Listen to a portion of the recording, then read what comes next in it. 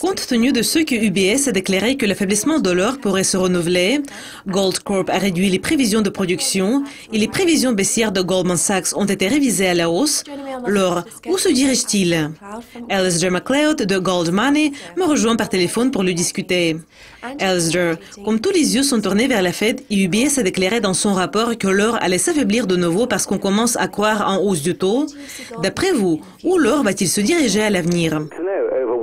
C'est difficile de prévoir le mouvement pour une semaine, mais je dirais que l'or semble avoir un assez bon soutien au-dessous de son niveau.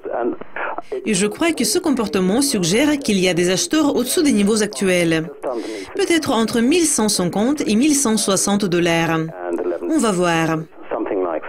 Mais en ce qui concerne le rapport de UBS, le point où je ne suis pas d'accord avec eux, ce sont les perspectives pour la hausse du taux d'intérêt des États-Unis.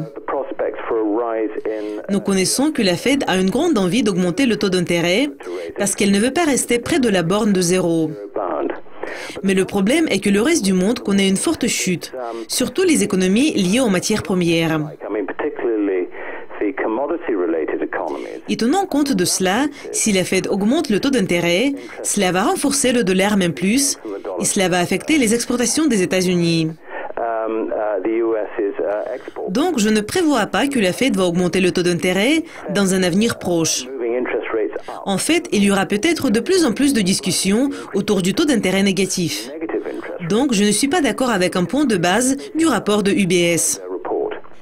Et jetant un coup d'œil au plus grand producteur de l'or, Gold Corp a réduit les prévisions de la production de l'or de 6%.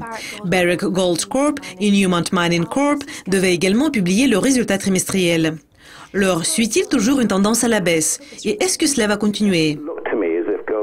Je ne crois pas que l'or suive toujours une tendance à la baisse, mais évidemment, il ne s'agit pas d'une tendance à la hausse. Le problème auquel fait face l'industrie minière, c'est qu'au niveau actuel, ce n'est pas rentable d'extraire l'or, et c'est pourquoi on réduit la production. Cela ne devrait pas produire un impact important sur le prix de l'or, tout simplement parce que les stocks de l'or en surface sont énormes, si on les compare à la production annuelle. La production s'établit à 3 000 tonnes par an et les stocks en surface sont de 170 000 tonnes. Évidemment, tout cet or n'est pas disponible sur le marché, mais cela vous permet de comprendre le volume approximatif de ce que nous possédons déjà dans le monde et de l'augmentation des stocks d'année en année par l'industrie minière. Goldman Sachs prévoit que le prix de l'or va s'établir à 1 100 $ dans 3 mois. Il va reculer jusqu'à 1 000 $ dans 12 mois. Quel est votre point de vue à ce sujet et quels facteurs vont y contribuer? C'est une question intéressante parce que Goldman Sachs vient de réviser à la hausse les prévisions sur le prix de l'or. Ils avaient des prédictions plus baissières. Et cela me fait penser que le grand navire de Goldman Sachs change peut-être légèrement la direction. Ils ont besoin de voir certains grands fonds de couverture, offices familiaux et même gouvernements commencer à stocker l'or à ces niveaux. Et je pense que tenant compte de cela, ils se sentaient probablement mal à l'aise avec les prévisions baissières. Et c'est pourquoi ils ont révisé à la hausse les prévisions pour le prix. Je pense qu'il va s'avérer probablement qu'ils n'avaient pas raison parce que l'hypothèse sous-jacente était que l'économie mondiale connaît une reprise. Cependant, ce n'est pas le cas. Elle est sur le point de récupérer. Et c'est ce dont on parle déjà depuis longtemps.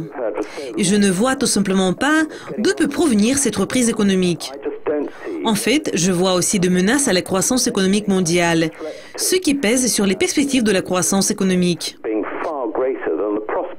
Et donc, il devient clair que dans cette situation, d'après moi, ces prévisions baissières de Goldman Sachs qui ont été révisées à la hausse seront probablement révisées à la hausse encore une fois. Alistair, merci beaucoup de vos commentaires. Merci d'être avec nous. Revenez pour voir notre prochaine édition du coin des matières premières. Mais pour le moment, au revoir.